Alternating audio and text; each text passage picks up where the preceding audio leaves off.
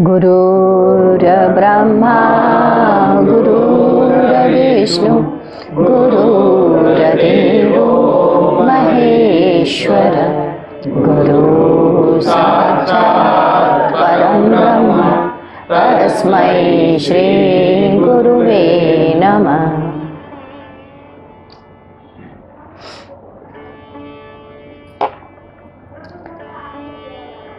5 अप्रैल 1994 मंगलवार। गुरुदेव ने कहा, पिछले दिनों मैंने बताया था कि लोग भगवान को आर्त अर्थार्थी, जिज्ञासु एवं स्वाभाविक ढंग से याद करते हैं। एक कारण और भी है और वह है संगत के कारण। इस प्रकार कुल 5 कारण हैं।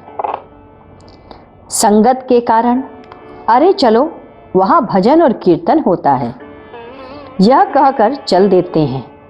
कभी कभी मन रम भी जाता है। जिज्ञासु में भगवान के पाने में नरक स्वर्ग है, यह क्या है? जिज्ञासा शांत होने पर समाप्त हो जाती है स्वाभाविक में। तुकाराम, नामदेव ये सब स्वाभाविक थे। आए, तुरंत भगवत चर्चा में लग गए और ऊपर चले गए। इन्हें कोई धक्का नहीं दिया। अध्यात्म का लक्ष्य है आत्मा को जगाना। आत्मा जग जाए, यही अध्यात्म है। यही आपका चरम उद्देश्य है, मूल उद्देश्य है। जिसके पाने से सब पाया जाए, वही अध्यात्म है। महर्षि सुता गार्गी वह ब्रह्मविद्य थी। एक बार राजा जनक ने यज्ञ किया। 1000 सोने से मंडित सींग वाली गायें, याज्ञवल ऋषि उन्हें उठे और उन्हें अपने शिष्यों से कहा, इन गायों को ले चलो। लोगों ने कहा, इतने लोग बैठे हैं, आप कैसे ले जाएंगे? उन्होंने कहा, मुझे इनकी ज़रूरत है। लोगों ने कहा, राजा के दरबार में बिना प्रश्नों का उत्तर दिए आप गायों को नहीं ले जा सकते। लोगों ने प्रश्न किया। याज्ञवल ऋषि ने उन्हें उत्तर देना शुरू किया और वे सभी शांत हो गए। महर्षि सुता गार्गी ने कहा, मेरे सवालों का जवाब देकर ही आप गाय ले जा सकते हैं। उन्होंने पूछा, पृथ्वी के ऊपर क्या है? उत्तर, आकाश। प्रश्न, पृथ्वी के नीचे क्या है? उत्तर, आकाश। वर्तमान, भूत और भविष्य किस पर अवस्थित है? उत्तर, आकाश से ओतप्रोत है। प्रश्न, आकाश किस पर अवस्थित है? उत्तर, अक्षर पर।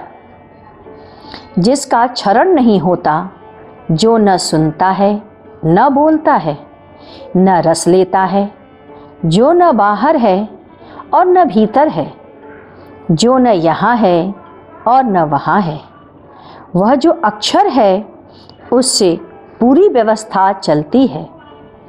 वही इसका नियामक है, वही इसका नियंत्रक है। वह वाणी से परे है, वही द्वैत है और अद्वैत है। 1-2 प्रश्न उसने और किए। पुनः उसने पूछा, प्रश्न, रात रहता है तो प्रकाश कहाँ से आती है? उत्तर, चांद से। प्रश्न, चांद नहीं होता तो? उत्तर, तारों से। प्रश्न, तारे नहीं होते तो? उत्तर, जब कुछ नहीं रहता तो आत्मा से प्रकाश मिलता है। इसके बाद याज्ञवल ऋषि ने तुरंत ही कहा, अगला प्रश्न करोगी तो सिर धड़ से उतर जाएगा। गुरुदेव ने कहा, जो धन, धरती और स्त्री में आसक्त है, वह माया से छुटकारा नहीं प्राप्त कर सकता। माँ तात्पर्य मापना, य माने यंत्र यानी बुद्धि, चित्त की वृत्तियों की ध्यान की ओर अग्रसित करना। आप चोर के साथ रहेंगे, आप कामी के साथ रहेंगे, अशांत के साथ रहेंगे, तो उसका प्रकाश आपके चित्त पर पड़ता ही है। इसीलिए माया को जानना आवश्यक है। आत्मा स्वयं में प्रकाश एवं शब्द है। जो निज स्वरूप में स्थित होता है, हमें प्रकाश से शब्द से आगे जानना है। वह अलग दशा है। आगम शास्त्र के अनुसार ब्रह्म बोध की स्थिति तभी होती है जब निष्क्रिय सक्रिय सत्र हो जाते हैं। बिना दो तत्व के समरस हुए उसका बोध नहीं होता। अध्यात्म उस दशा का बोध कराता है जिसमें हम पूर्णानंद प्राप्त करते हैं। हम एक स्थिति में जाकर आनंदमय कोश में आते हैं, परंतु जब हम आनंदमय कोश को भी छोड़ देते हैं, उस अवस्था में परम संत आते हैं। परम संत ईश्वर तत्व होता है। ईश्वरत्व की जब हम बात करते हैं तब एक कथा आती है। एक बार द्वारिका में भगवान कृष्ण सिंहासन पर बैठे थे। सारे जगह के राजा आ गए थे। साक्षात स्वर्ग लग रहा था। सभी राजा आ चुके थे। कृष्ण ने कहा, इनका सत्कार किया जाए। इतने में आकाश में गड़गड़ाहट होने लगी। प्रकाश की तरह चिंगारी निकलने लगी। लोगों से नहीं रहा गया। अशुभ की संभावनाएं वह सोचने लगे। इतने में देखा नारद मुनि आ रहे हैं। कृष्ण ने कहा, ये तो नारद मुनि हैं। नारद जी आए। प्रभु आप धन्य हैं। आपके चारों ओर अपूर्व छटा विराजमान है। कृष्ण ने कहा, तुम ठीक कहते हो। सारी अपूर्व छटा मेरे में ही विद्यमान है। राजाओं ने पूछा, ये क्या बात हुई?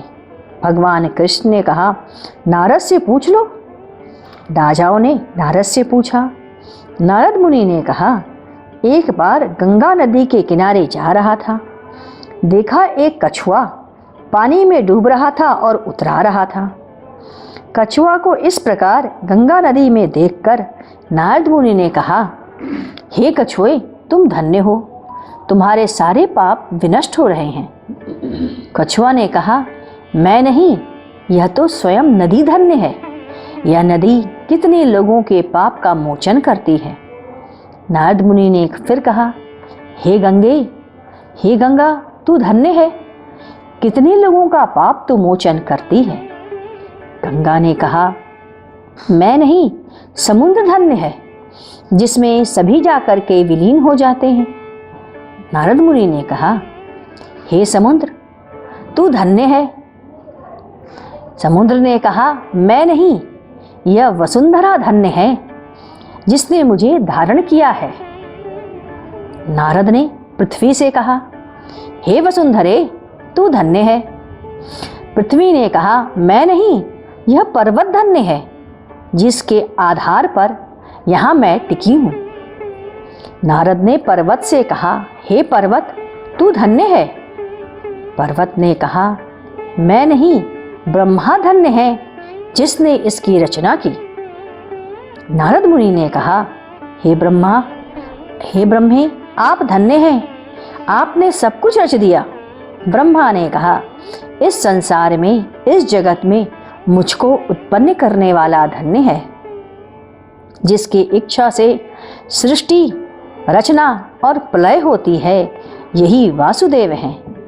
वह यही हैं। स्वयं कृष्ण कहते हैं, मैं अपूर्व छटा से युक्त हूँ। पुंडरीक की कथा आती है।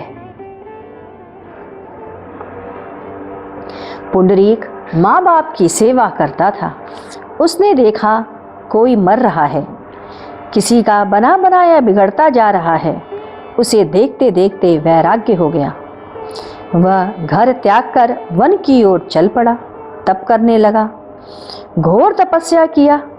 उसकी कीर्ति दिग दिगंत तक फैल गई। लोग उसे देखने पहुंचने लगे। देवर्षि नारद भी गए। उन्होंने कहा, पुंडरीक, मैं नारद हूँ, आया हूँ। उसने कहा, मैं भाग्यवान हूँ जो आपके दर्शन मिले। नारद ने कहा, तुम्हारे तप से सभी घबरा रहे हैं, यह तप नहीं मिटेगा। तुम्हारा नाम लेने मात्र से सब पवित्र हो जाएंगे। ओम अपवित्रो पवित्रो वा सर्वावस्थान गतो पिवा यह स्मरेत पुंडरीकाक्ष सर्वभांत शुचि। नारद ने पूछा, यह जानकर तुम्हें हर्ष नहीं होता? पुंडरीक ने कहा, यह बताइए, इतने धर्म बने हैं, इतने संप्रदाय बने हैं, कोई मूर्ति पूजा साकार रूप में करता है, कोई निराकार करता है। उपासना, ज्ञान, गृहस्थ, सन्यासी, क्या ठीक है? मेरे समझ में नहीं आता। नारद मुनि ने कहा, यही भ्रम मेरे में भी उत्पन्न हो गया था। मैंने ब्रह्मा से पूछा था। ब्रह्मा ने कहा, हे देवर्षि, संपूर्ण साकार निराकार सब वसुदेव में समाविष्ट है। मात्र उसी की आराधना करने से ही सब प्राप्त हो जाता है। आइए इसके आगे फिर पढ़ेंगे। कुछ देर गुरु कीर्तन करें। ओम गुरु ओम गुरु ओम गुरुदेव जय गुरु जय गुरु जय गुरुदेव। ओम गुरु ओम गुरु ओम गुरुदेव जय गुरु जय गुरु जय गुरुदेव। ओम गुरु ओम गुरु ओम गुरुदेव जय गुरु जय गुरु जय गुरुदेव।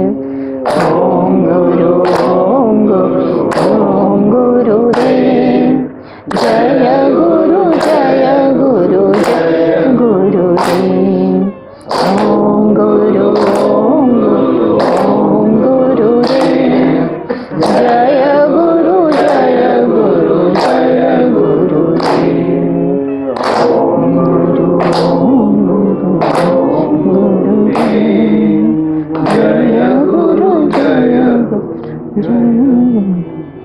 बोलिए सद्गुरुदेव भगवान की जय।